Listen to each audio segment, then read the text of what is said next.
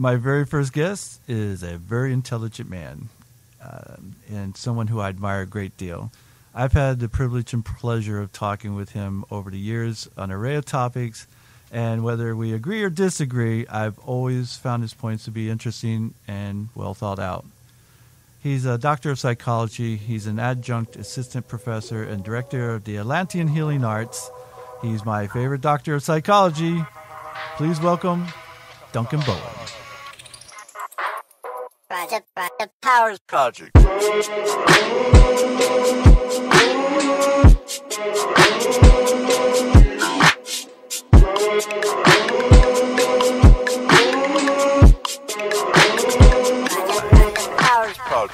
you doing, sir? I'm good. How you doing? I'm doing great. How do you feel being the very first guest on the Powers Project? Very special, but also a guinea pig. Trying it out on me, but you got a good product here, so let's go. Exactly. I knew I couldn't go wrong, and you should feel honored. I do. Anytime I'm in your presence, Kurt, it's just such an honor because I know the flow is just going to be full of it. Yes, it is. Actually, you're here because Rachel Dolezal hasn't returned my call yet. Oh, so I'm the substitute. No, you were actually the person who I was 99% sure was going to be my first guest because we've been friends for a long time, and I have a great deal of respect for you, and so I wish it was mutual. Okay, of course it is. I see how this is going to go. Of course it is. All right, we got through those. So no, I'm going to pull out my knives now. Okay. So what have you been up to? Well, actually, I have a private psychology practice, and I have another private office where I do energy work, ancient healing techniques, and then I'm working on a conference coming up in July of this year, 2019. And so I'm really busy right now and have lots of things to do that I don't know when to do because they're just all coming together right now. Yeah, I saw about your conference coming up, and I was kind of reluctant to even ask you about coming in here because I knew you'd be extremely busy, and I didn't know you'd be able to find time. So I really do appreciate you taking the time to come in. This is a side of you I didn't know about. So tell me about this ancient healing conference. Well, let's go back in time a little bit because I think it'll kind of make more sense. When I was growing up, I was brought up in the Baptist church in Cocoa Beach, Florida, and at 13, I know. At 13, I decided to quit. My parents allowed me to do that, and I started studying metaphysical concepts and spiritual things, and just found my own way. And the book that I read, which was handed to me by a friend at age 15, was called. It was about Edgar Cayce's life, if you know Edgar Cayce back in the 40s. Of course. And he was referred to as the sleeping prophet. Anyway, so that was where I got my jump from, and I started studying stuff all along. So you're telling me that you've been a nerd since you were 13? Because I'm thinking about 13 to 15. Danny, were you reading metaphysical stuff at 13?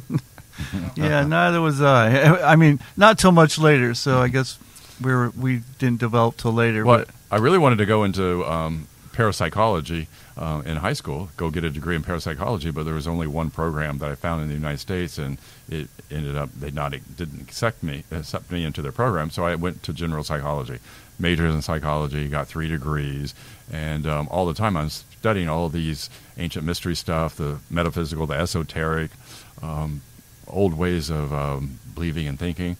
And that led to opening up a practice and finding the ancient mystery schools training, which I took lots of classes and became initiated into their practices. So all that kind of evolved over time.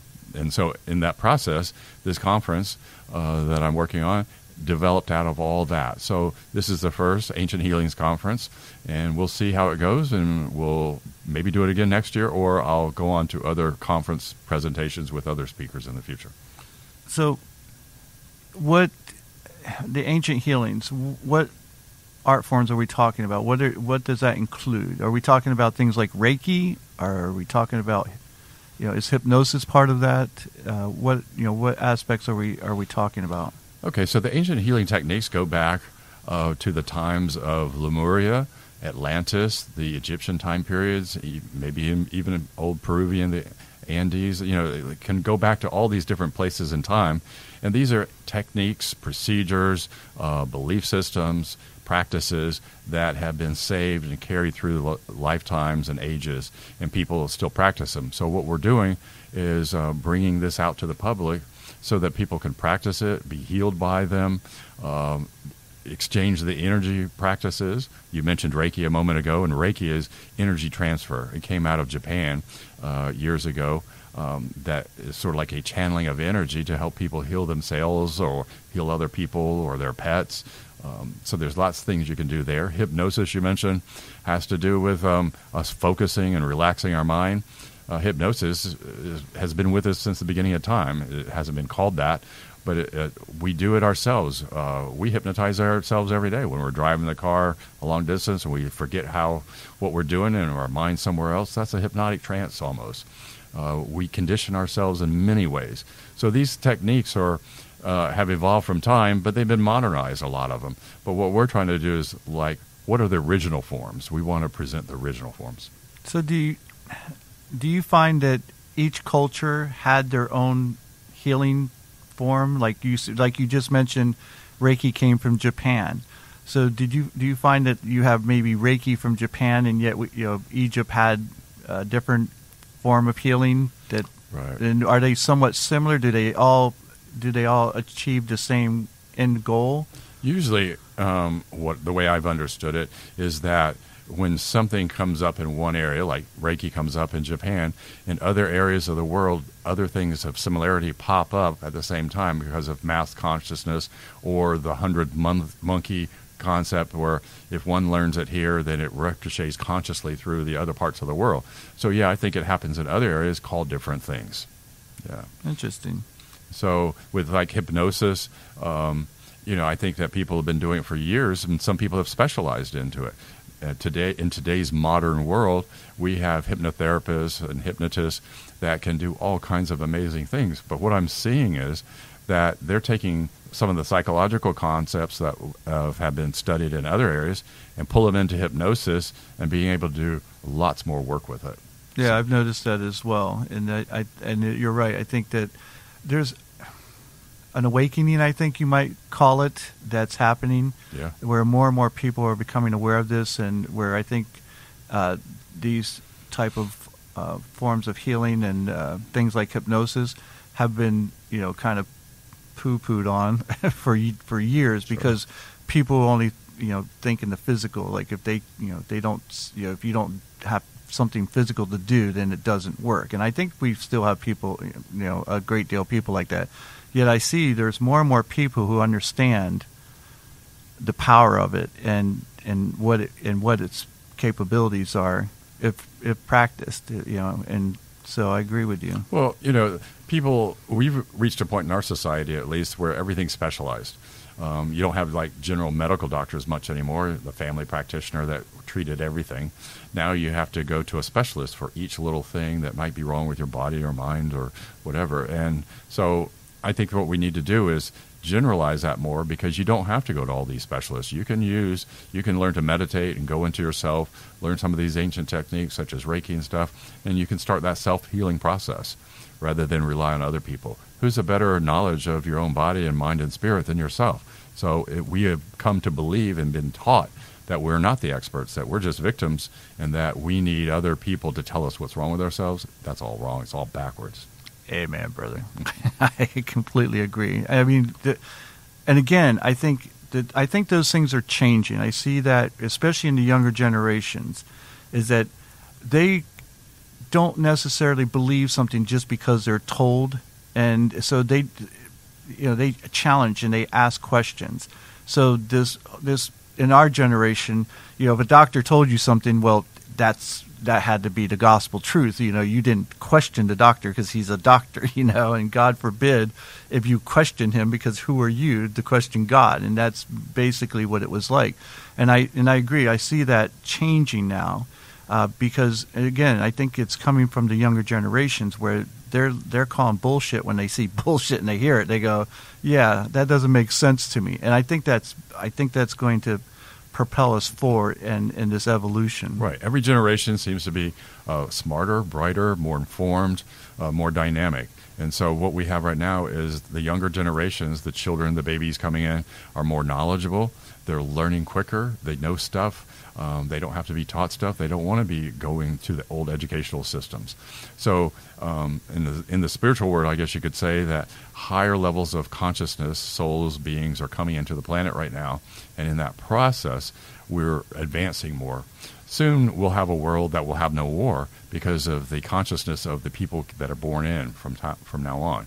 We will eventually get out of this barbaric way of living, so we won't even think of having war any longer. We won't think of having a political system that wants to trash their opponent. I like the optimism. However, even though I'm an optimist, I'm also a realist, and I tend to think the opposite. I tend to think that there's no such thing as a utopian, because utopia would look different for everybody. Just like that's why I don't believe in the concept of heaven, because what might be heaven to you wouldn't be heaven to me. I know that some of these so-called religious leaders, if they're in heaven, I don't want to be there with them. I don't consider them to be good or nice people, and so if they were residing there, I don't like this neighborhood, sort of thing. So, and so what I see is that I think personally is that we struggle so much to get rid of the animalistic side of ourselves that I see a pushback. I think that's why when we see people who just go off the deep end, and we see it a lot more lately, because we're becoming more and more caged in to where people are losing it. And when we deny that animalistic side of ourselves, I think that's when we have these explosions. And I think part of our DNA is we're always going to be at war. We're always going to fight. We're always going to struggle to be at the top. And I don't know that ever leaves our DNA. Even if we do have higher beings that come down here, there's always going to be that person who thinks they're better than somebody else. And as long as we have those people, they're always going to do their best to be on top.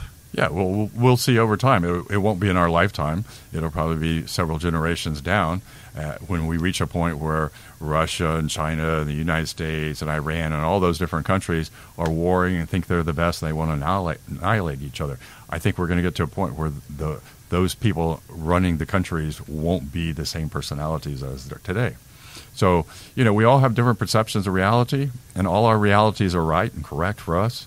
So there are many truths out there, your truth, my truth, their truth. And so hopefully as this all evolves, we're evolving to higher levels.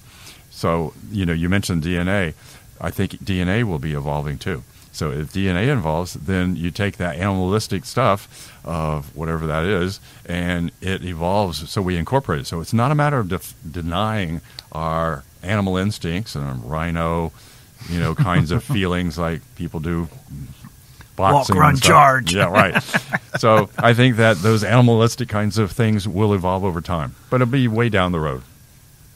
Do you think that in this evolution, like for now, for instance, we have a society that we live in where we protect the weak, we protect those who aren't smart enough to take care of themselves? Do you not think that somehow weakens us as a society, as a species even? That when we have dumb people out there who would have normally gotten run over by a truck because they didn't know better, to step out in the middle of the street without looking both ways, that we protect these people, that now we have an overabundance of them, that somehow weakens us as a species, and that could kill us off? Well, I don't think it's that way across the globe, across the whole earth. I think it's in certain pockets or certain areas. Like our country? Well, forget that, yeah.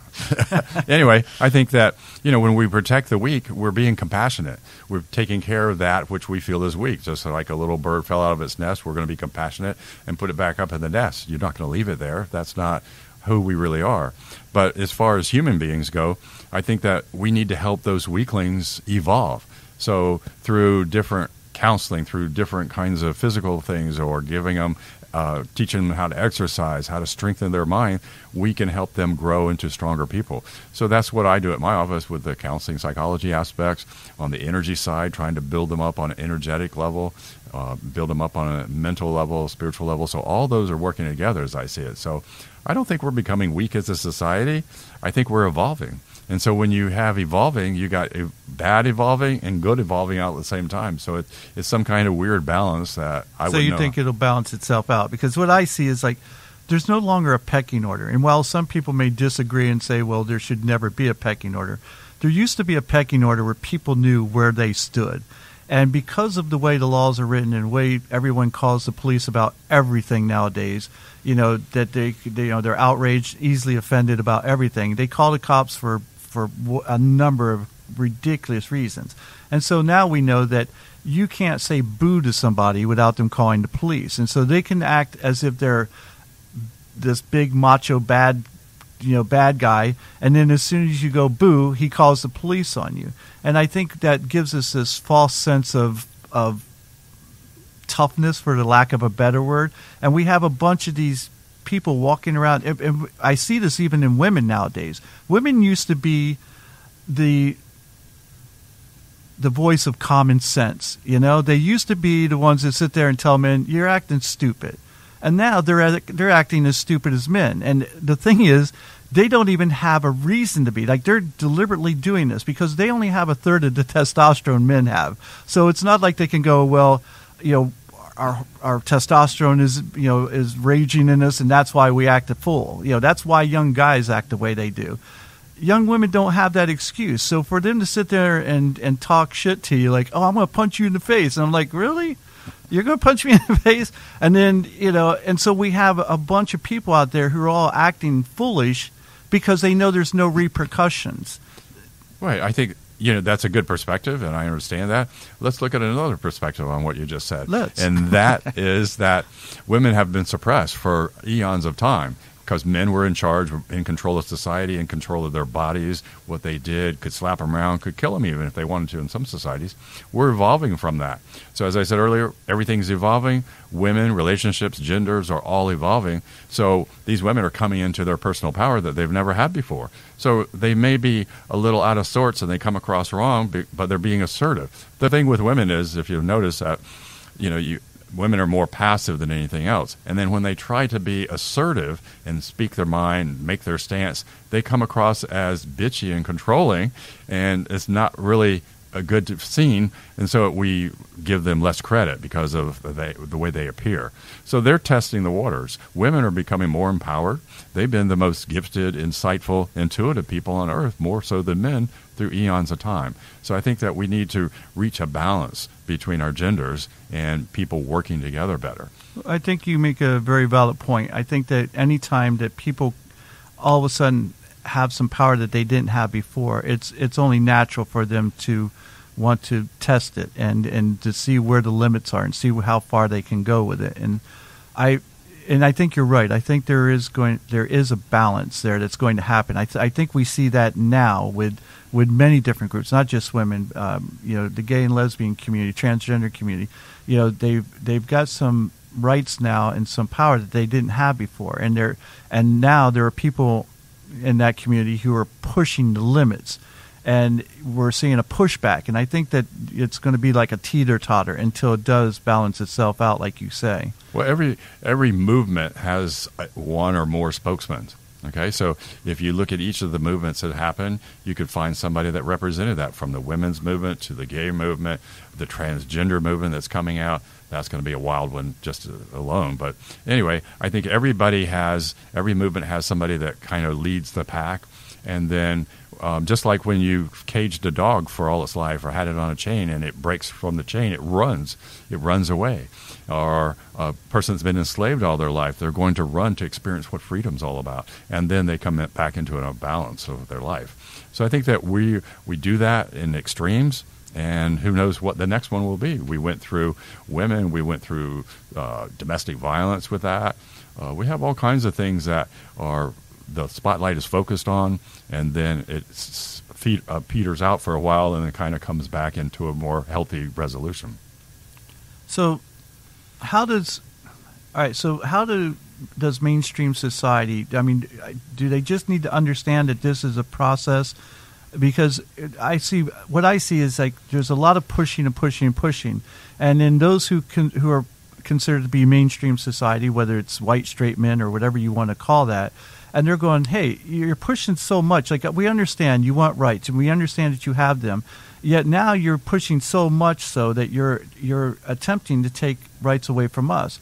And honestly, I don't believe that we solve issues or problems that way by going, oh, well, you did this to us for so many years, now we get to do it to you. That's not a solution. That's revenge, and that doesn't help anybody. Are they supposed to just understand that, or should we attempt to take the mics away from the most extreme people who are sitting there pushing an agenda that they're not even speaking for the groups they pretend to be speaking for? Okay, so let's just take a movement that is beginning to get some airtime or announcing themselves and what they want to change in society. The society or the institutions are going to fight back. They're going to dig their heels in. They're going to go, no, you're out of control. You shouldn't be doing these things. So, for example, the men that you're talking about, like, we should just let them, we should fall over. No. So some of those people are going to dig in, because that's the negotiating and the involvement of the energy that will eventually balance out, so that man or that institution or that government will eventually accept that movement and integrate it in part of that whole social structure. So do you see this, what's going on right now, do you see that this is the pushback, that's why we have someone like Trump in office, that he has supporters who don't care about things like the truth or morals or things of that matter that they have always claimed were important to them, and yet they're willing to overlook because this guy's somebody who will push back for what they believe is necessary in order for them to maintain their way of living or way of life? Well, the United States was ready for somebody like Trump because they were tired of the old regime, the way the government was working, the bad things that were going on, the hidden agendas and all that. So they elected somebody, the society as a whole in the United States elected somebody to shed light on it, to make those changes. But there also, every time you come in with something like that, there's going to be a dark side to that. There might be a dark side to his administration. But really, the focusing on the light is on Congress and on different aspects that he's put his attention to, so that we can change those things. And so it's his time now to set those things into action. Let him see what changes we can make. There's going to be lots of people fighting back, though. Yeah, see, pushback. I completely agree with you. I think that in this country, we have a bunch of people who are sitting there complaining about Trump being in office, and they want to blame everyone except themselves. You have people who supported Hillary who want to blame Bernie supporters. You have they want to blame Republicans and saying, how could you must be racist if you voted for him. And I've said this for quite some time, that the people who supported Bernie, Hillary kind of shunned those people and said, I don't need you, and come to find out she did. And the people who supported Hillary are blaming Bernie supporters. And it's like, they told you they weren't going to vote for her, and now you're mad at them because they stuck to their word, because they had principles. And yes, we have Trump in office, yet this country is notoriously, for ages, has gotten away with doing things and never paying the bill on it. And now I see this as a way of going, you know what? You were told if you didn't elect somebody who wasn't part of the system, that was part of the corrupt system, they weren't going to vote for him. And I believe, again, the younger generation, like you said, I believe that they're the reason why we're going to have this evolution, this change, because they're willing to stick by and go, you know what, we might have to go through hell, but we'll do it if we have to make this change, because we're not going to put up with status quo anymore. So right. So everything's in process of evolving, and so I think that some of the things that President Trump has put out there as part of his agenda are worth it. For example, I'm in agreement with term limits to congressmen and not making it a career placement. That wasn't the way it was set up in the Constitution. Agreed. Those congressmen shouldn't get better health care than we citizens get, and we should have tighter borders. We just shouldn't let everybody in. I mean, there's good to all his points. It's just how they're instituted. And if part of the realm with Trump is his own personality and his own persona, that's a whole nother problem in and of itself, how he promotes himself. But some of the agenda items he has are good. He does. However, as you know, it's not just the message, it's how the message is delivered. So while we need tighter borders, we also need an easier way for people to get over here legally. And they've made it so that it's almost impossible to get into this country unless you happen to be a scientist, an athlete, or something of value to where they'll take you right in, of course. Okay, so let's look at the involvement. So we've been talking in the past few minutes about things evolving. So if you had, let's say the borders were completely wide open and people were just coming in. And so you do, okay, we're going to tighten them up. So you clamp them down, you shut them down, so nobody can get in. So what's going to happen over time? They're going to loosen up. They're going to have some rules and guidelines as to how to do it. But right now we're in a slam door situation before it was wide open. It'll get there where you want it to go. It will finally reach a point where what are the rules, the new guidelines? Maybe it'll be in the next administration or something. That's how I see it. No, I agree. And I think it's because evolution is ever continuing. I think that's a process that will happen. I do look at this as, I wonder what our grandchildren or our great-grandchildren, 50, 100 years from now are going to say about us and go, what was wrong with those people, They're going to say we're barbaric. Right, exactly. I can see that happening. So with this healing, this ancient healing, does this help these people who are emotionally and mentally, spiritually hurting? Does that help them in those areas? Well, some of these techniques and things that are being presented at our conference are things that were done years ago, hundreds of years ago. And so that helped mentally improve people. It helped them on a physical level, helped them evolve on an energetic level. So it does work with people on a lot of different levels, where our society right now at the present moment is so specialized, as I mentioned earlier, that we think that, well, you have to go to a psychologist for that. Oh, you got to go to a medical doctor for that. Oh, you got to go to a chiropractor for that, or whatever it might be. Where some of these ancient healing techniques worked on an energetic level that healed all those at the same time. So I think that we're trying to pull that awareness forward so people can do that and be more in charge of their own health rather than go to somebody that's supposed to be the expert, the MD. So two things with this energy that you speak of. Is this an energy of the universe? Is this energy of God? Or is it whatever the person believes it is? Well, we all have our own personal energy, both physical energy, mental energy. We have an aura field around us that kind of radiates certain aspects of ourselves. But then also our government has an energy to it. Our country does. Our world has in other areas. So all these different energies overlap and interact with each other, just like two people don't get along or two people do get along. It's based on a lot of factors. Energy is part of that. You can walk into a place and go, I don't like the energy of this place. Or you walk in and like, hey, it feels good in here. So what we're doing is trying to teach people to tune more into that. This is not about a certain God or believe a certain way or a path or anything like that. It's not religion of any sort. It's a matter of what's important to you, what's tuned into you, so you can become a better person. You decide what works for you, where you want to go with all this. So have you had any kickback from religious organizations that say, that would sit there and go, all this is of the devil, or, that it's not of God and it's to stay away from it? Well, one of my Facebook posts for the conference, somebody put there something about devil, or this is devil's work or something. Well, I just laugh at it because they don't know. They have no idea what it's all about, but they see some buzzwords that don't resonate with them, so they have to lash out in a negative way. That's not necessary, but that's who they are. For me, it's like I'm going to keep forging forward to present this because I know it works. These people that are my presenters, my 11 presenters at the conference, they're experts in their field, so they know what they're doing. And so they've had their experience and their successes with people, so their teachings will manifest themselves. We don't care about the naysayers, the people that are going to trash talk. Anybody shouldn't worry about the people that trash talk, whether it be bullying or teasing of any sorts, don't you think? No, I agree with you because one of the things about doing this podcast, and I watch Joe Rogan's podcast a lot, and my goal is to become the number one podcast in this country, which means I'm going to have to overtake Joe Rogan. That's a high mountain to climb. Yes, it is. Yet I'm up for it. So watch out, Joe Rogan. I'm coming for you. So. one of the things Joe Rogan talks about is that, as much as he doesn't want to, he can't help himself when he's up at 1 or 2 o'clock in the morning, and he'll look at some of the comments on his YouTube channel, and it just drives him crazy.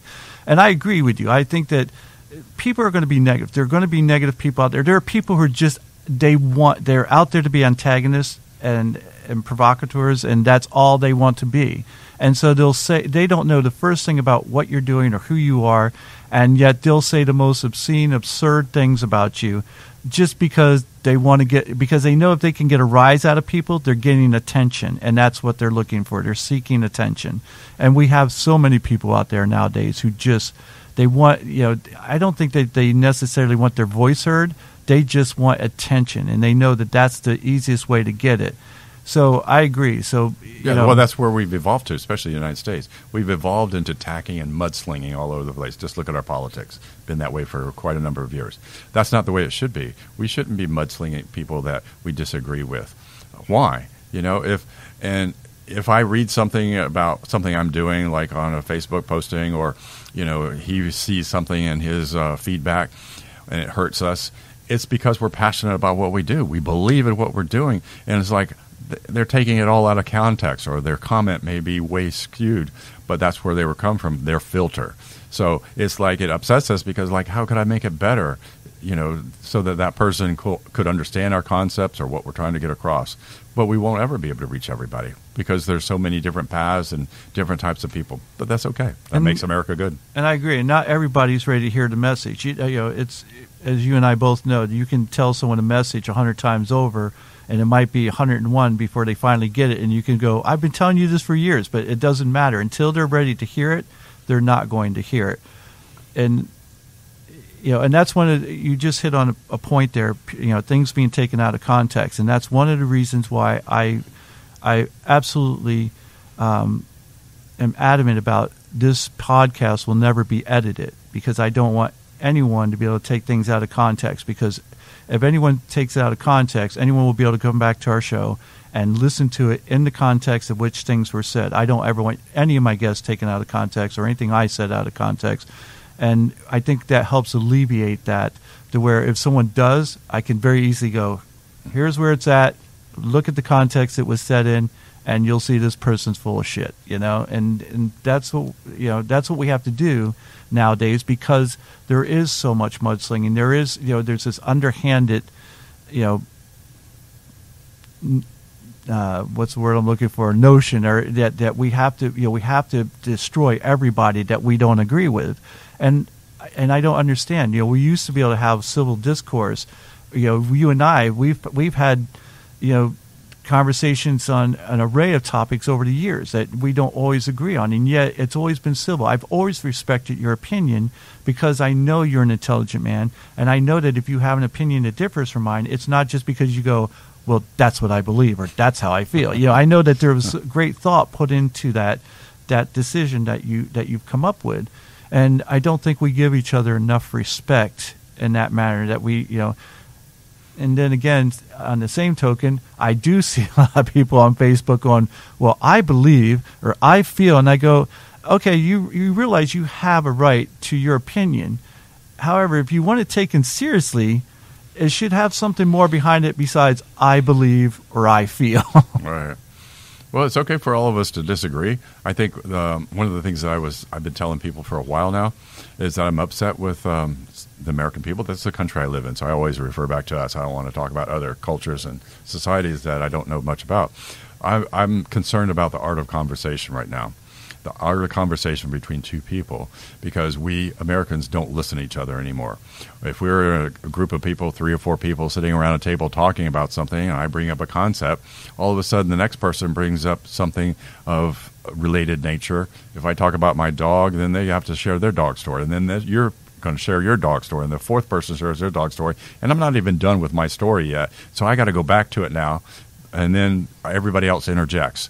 Nobody stays with a conversation, with a topic long anymore, that they all want to jump in. So I said this to some people at my lunch psychology office at lunchtime, and the girl staff member said, "I'm just trying to relate to your story." I go, "But I didn't finish my story. You didn't let me finish. You had to interject something on top of it to say, oh, my dog story is just as good as yours or better." And it's sort of like that's the lost art of conversation. We need to get back to listening to people, not formulating our reactions before they even finish talking. I know you're doing that right now, but go ahead. I was going to say, why are you looking at me? So don't formulate questions when I'm talking. I agree with you. I agree with you 100%. I think it's twofold. One is that there are people out there who always want to up you one, and so whatever your dog story is, their dog story's got to be better. I think there are people like that. And then I think there are people who they listen to a part of what you're saying just so they can have a rebuttal. They're not listening to, like if we're talking about politics, you and I can talk about a particular person or party or whatever, and I can listen to what you're saying and go, I don't know if I agree with that, or yes, I do agree with that, or whatever, and listen to what you're saying instead of sitting there going, yeah, but it's like, yeah, sure, you're a Republican, but that the Republicans is blah blah blah blah. It's they're just looking for that moment that you take a breath where they can attack you, and so that's not listening. They're not listening to what you're really saying. They're just looking for a point to rebut something that they haven't even listened to. Well, I think politics is another. Take the art of conversation. We used to be able to talk politics in this country very easily, and people weren't fiery-ass upset with each other like they are now. If you start a conversation about, do you like the president, or what do you think about the Democrats or the Republicans, in about 2 minutes, it will destroy itself. They'll be attacking each other, taking each other off Facebook, not speaking to them again, walking out of the room, throwing something. This is where we've gotten to. So that whole system is such a mess. It's destroying itself.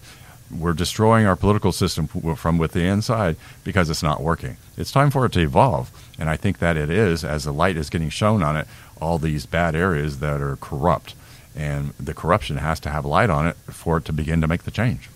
So what do you say to people, because I completely agree again. I've seen people, I mean, we're talking about professionals. We're talking about people who are doctors, lawyers. I mean, these are people that you would think would have enough maturity to have a civil conversation, and yet they're so passionate about their feelings that they're not listening to reason. I actually have a friend who's a doctor, and he went off on Bernie Sanders because he was a Hillary supporter, and I showed him all the things that Bernie did, and how he's above reproach. I mean, the guy was right about things before it was even known that he was right about those things. He's always been on the right side of everything.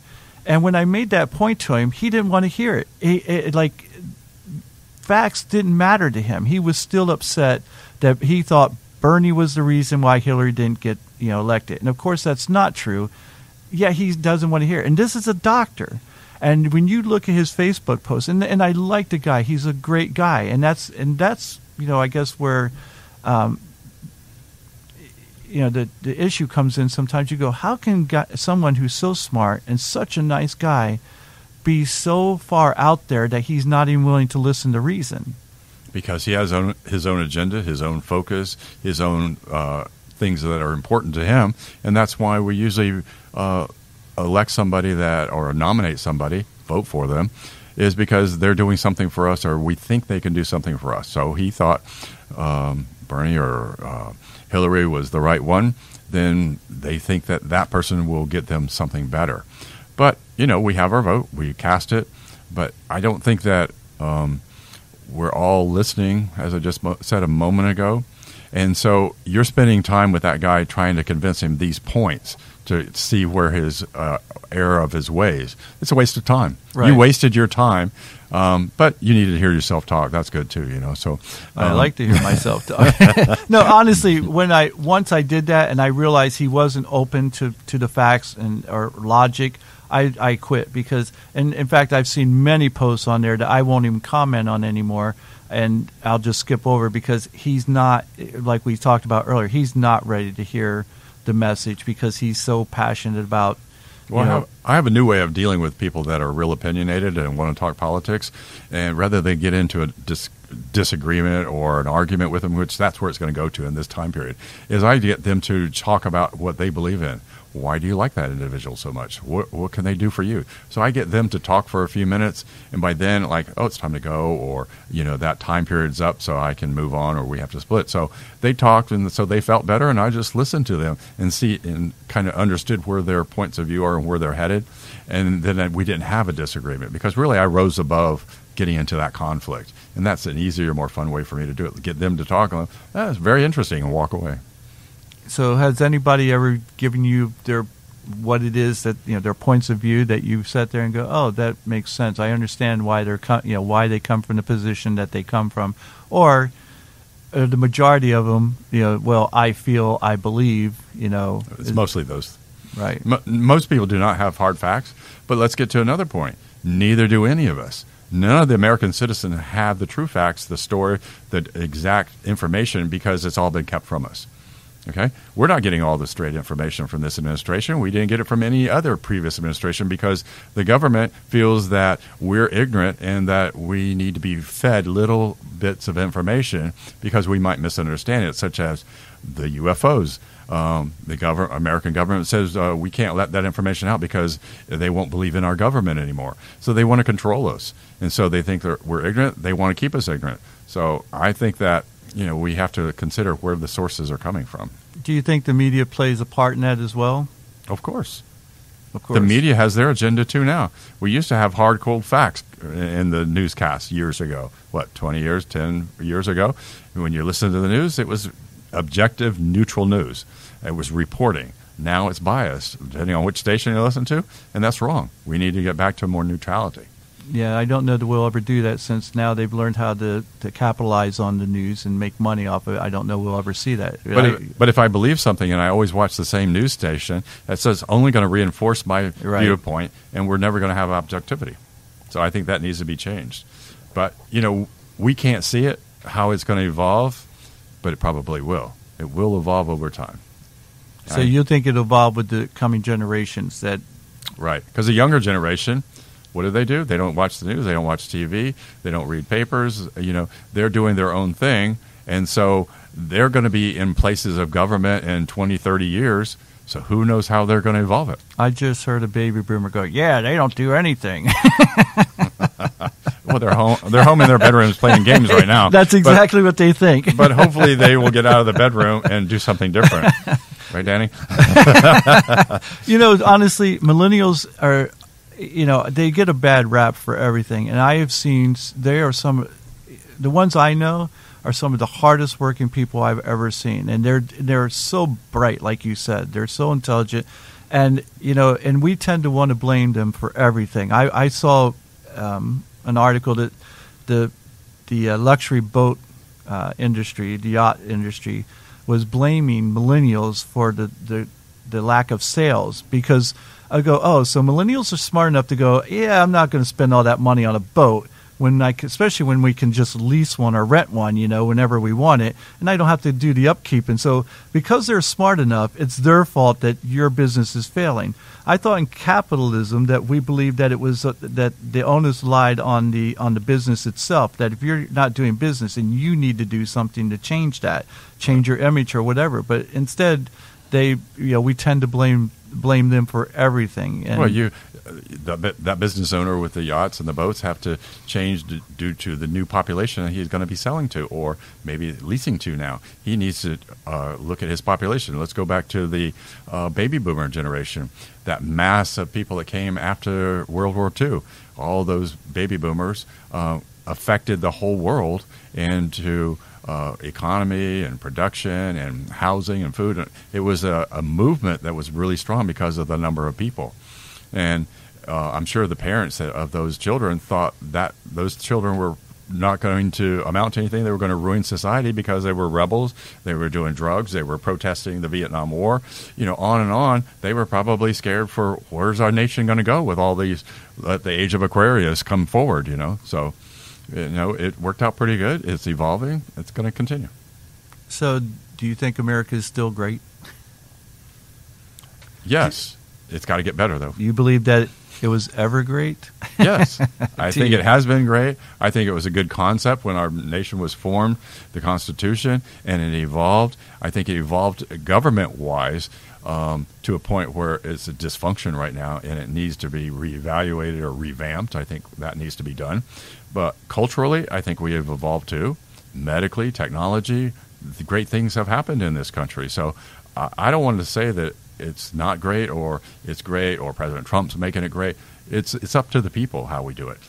Well, I would tend to say something along your lines, is that I think it's great. I think it's greatest right now, and not because of Trump, obviously. I mean, or at least it's obvious to me. I wouldn't say it because of Trump. I think culturally we're at a better spot now than we ever have been.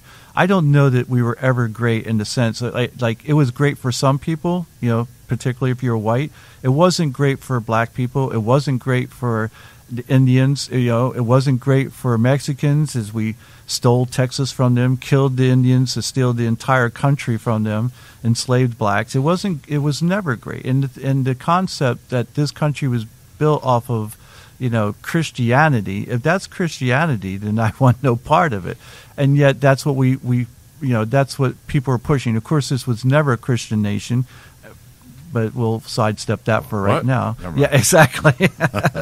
And yet, that's what everyone says. Oh, this is a Christian nation. Well, what kind of Christian nation, if you believe in Christ, would practice genocide of an entire race of people and enslave another race of people? It's just, and steal and kill people on land just because you didn't like their rules.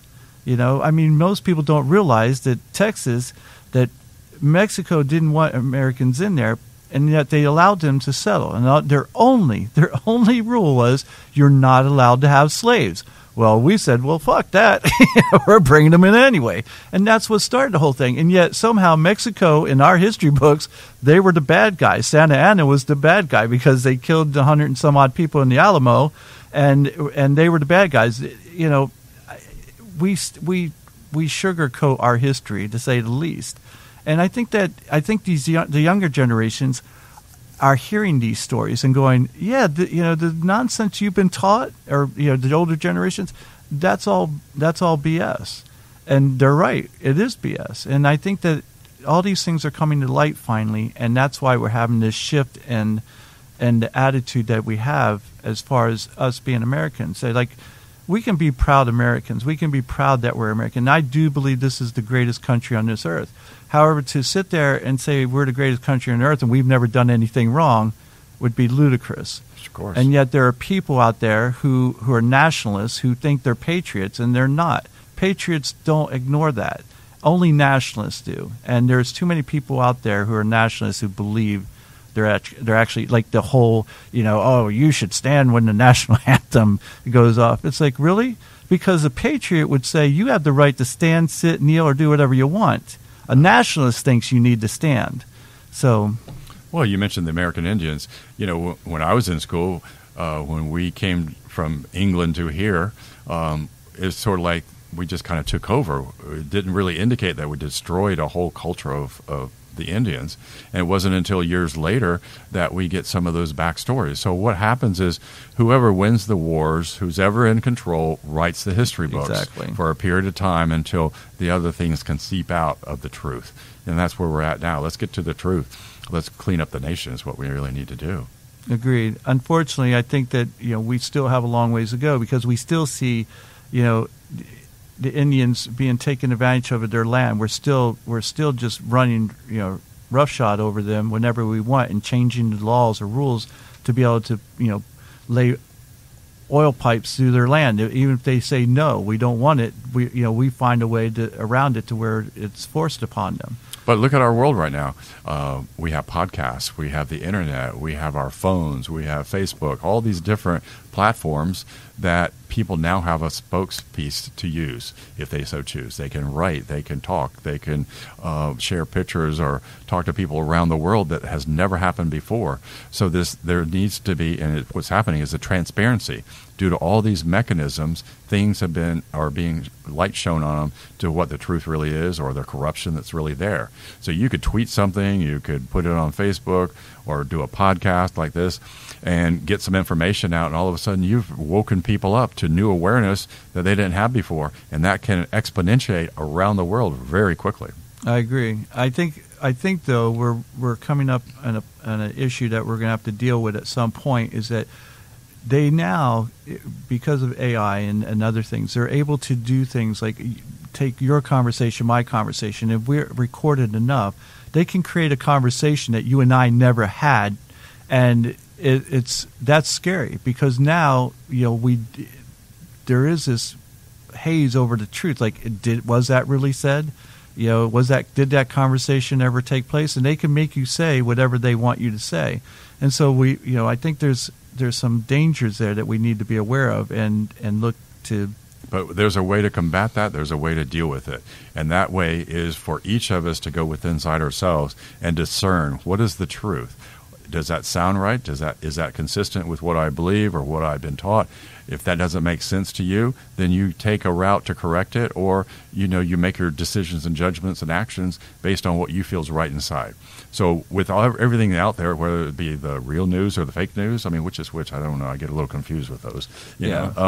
That's an example. Do you believe your government? Do you not believe your government? Are the news industries, stations giving us good information or biased information? So we all, rather than who do we look to anymore for the right answer, is nobody outside of ourselves. It needs to be within ourselves. And so maybe the millennials that you mentioned a little while ago are going inside because they don't want to participate in all this bullshit that's going on. And so they're going inside and they come up with how do you feel about this? And they'll rattle off how they feel about it. And so their decisions and feelings are being made based on what they see in this society that they were born into, and they don't like it. They're retreating, and when they move forward in their evolution of taking over our governments and businesses, it's going to be different. So then tell me, so here's what I'll say. It's easy for us to decipher within ourselves. However, if someone who doesn't know you and they're like, okay, somebody records your voice and makes you say something that you never said, and let's just say it's horrible. Let's just say, all of a sudden someone says, Dr. Duncan Bowen believes that, black people are the worst race in the world and the dumbest, okay? And, of course, you've never said that, don't believe that, and yet somebody was able to manipulate your voice and your conversation to where it said that. It's much harder for people to decipher, well, is this something that this man would say? Did he say it? And, is that who he is? Because the knee-jerk reaction is going to be to lynch you and go, he's a horrible man, and I think that technology can do a lot of damage to a lot of people if not kept in check. I would also say the easiest way to decipher whether these things are true or not is when I talk about, your actions and your words being congruent. So if you see someone like you, I know you, and I know what kind of man you are. And if I don't care if I heard if I heard that statement and someone said, this is Dr. Duncan Bowen and this is how he believes, black people are, I'd go, that's bullshit. I know him, and I know he would never say that because I know you by your actions. I know that's not the man you are. Mm-hmm. And I think as a whole, that as humans, that if we always look for the congruency between actions and words, that will tell us the truth. Right. So it's the consistency and the honor that people have. We've lost honor. We've lost our credibility. And so as a whole, I'm saying that not everybody has lost it. And those that have positions of influence, like you on this podcast or other people in corporations, they need to keep doing what they do. And when it's taken in the wrong direction or misinterpreted, they try to correct it the best they can, or use our legal system as best they can to help to correct it, or just let it go. We can't fight all those wars. I mean, we're in a real mess right now about slander and throwing mud and that sort of thing. But, people have to go with inside. And I think energetically things will be taken care of if we keep on a path that we know works for ourselves. I think you're right. And I also think that, what you said, or just let it go. And I think that's what will happen. I think they'll get to a point where people are just going to go, you know what? I'm not going to believe any of this nonsense until I hear it from the man's voice himself. Until I'll believe by what he shows me and what I see from him, rather than what someone says, and that's the way it should be, because I notice in these extreme groups that it used to be that you could be on the left, and and you might differ from other people on the left, but yet you were still part of the left, and same with the right. But now these extreme groups have made it that if you don't buy into every bit of their dogma, they attack their own. They'll eat you alive. They're cannibals, and they will call you every name. They're like 12-year-old bullies out in the playground. They will call you every name in the book, and they don't care that they just drop these names and how that affects people. And so, we've seen that recently because, we take the incident of Martina Navratilova, because she said, I don't believe it's fair that a transgendered woman should be allowed to participate in sports with other women because they have an unfair advantage. And she's absolutely correct. Well, and I don't want to say it was the transgender community. I want to say it was extremists in the transgender community who sat there and called her a transphobe, a homophobe. It's like, she's gay. She's been fighting for LGBT rights for decades, and for you to sit there and slander her and throw these names at her like a bully would, calling her a name, thinking that that's going to discredit her, just shows how ridiculous you really are. And I expect that, because I know on this podcast I'm going to have many controversial guests on here, and we're going to talk about very controversial topics. And what I want people to do is I want people to open their minds and look at things from a different perspective, rather just than having that, again, knee-jerk reaction of saying, kill them, do this, do that, because that's what, that's always what the masses say. So I know that I'm going to get backlash from these extreme groups who are going to sit there and want to call me every name, call my guest every name in the book. And like we talked about earlier, I'll ignore those because I know that there's no merit to those, and they're not worth listening to. Well, every issue or every topic is like a continuum from 0 to 100, and every issue falls somewhere from 1 to 0 to 100, whatever. And so if you talk about extremists, the extremists may be way down here at 80, 90, 100%, and some people could care less on that particular topic. Most of the people are going to be in the middle of the bell curve, and so those are the people you need to talk with and deal with and to work with. And that's exactly what the goal of this podcast is that I do believe that the majority of us have far more in common than we do differences. And I believe what's happening is deliberately happening is that the right are only hearing the voices of the extreme left, and the left is only hearing the voices of the extreme right. And so we're sitting there going, oh, that's how they believe? They must be out of their minds. And the truth of the matter is that's not how the majority of the left and right believe. And yet that's being perpetuated by people who take advantage of it and who make money off it. People like, Tucker Carlson, for instance, who knows, that that's not how the left believes. And yet he'll find the most extreme leftist person he can come up with the most craziest ideas. And then people on the right are going, wow, if that's the left, I don't want any part of it. And the same thing's done on the other side. And again, let's take gay people for instance. The news, when they're reporting on gay pride or anything like that, they're never looking for guys who look like your everyday guy who works beside you, who lives beside you, or lesbians who just look as they would call it normal. They're always looking for the person with the Daisy Dukes on, with the rainbow flag, Daisy Dukes and glitter all over them, because that's what they want to perpetuate, and that's what mainstream society sees and believes all gay people are like. Fortunately, like you said, because of social media, that's changing, and the younger generations know that better than anyone.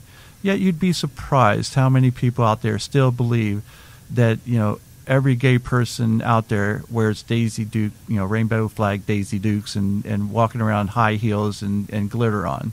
Right. Well, you're talking about the extremes of the bell curve, and the extremes, like the left and the right, like our political system, that's where the platforms are, because they've gotten to a point where we have to create our differentness and get everybody on that particular platform. But that doesn't speak to who we are. We're in the middle of that bell curve. That's where the majority of the people lie. And so I think what's important for you and this podcast and other people that are at levels of influence is you have to be careful with what you say, how you get the information out there. Always be honest and truthful and speak, what your mind and feelings are. But, as a person moves higher up the chain of influence, you affect more and more people. So a husband and a father and a mother have an influence over their children, which is laying the foundation. So that's their important influence. Teachers, teaching and educating their kids, or coaches, or whoever it may be. As you move up that line, you influence more people. So we have to be careful with who we put in office and who we have in those high levels, because they have agendas, and really they need to be careful. I agree, and I think one of the things that as a society we need to do is we need to understand that we all make mistakes, and so you do. Oh, okay. I do. If to err is human, I'm as human as they get. Could I have that in writing? I haven't ever heard you say you made a mistake at all. That wasn't me. That was someone using my language, using my voice to say that. The thing is that we tend to, as a society, we see someone make a mistake and we harp on it forever. Forget about all the good they did. As soon as we find that they made a mistake, we're like, oh, they're shit. And so basically, anything that they've done before that is null and void, because you take Britney Spears, for instance. Britney Spears went through a breakdown. She had all of those things happen to her, and yet when people think about her, that's the first thing that pops in their head about her. It's never about that this woman's had an amazing career, that she's turned her life around, that she continues. Who cares about all that? We remember the cliche, I had a Britney moment. Do you know what that is?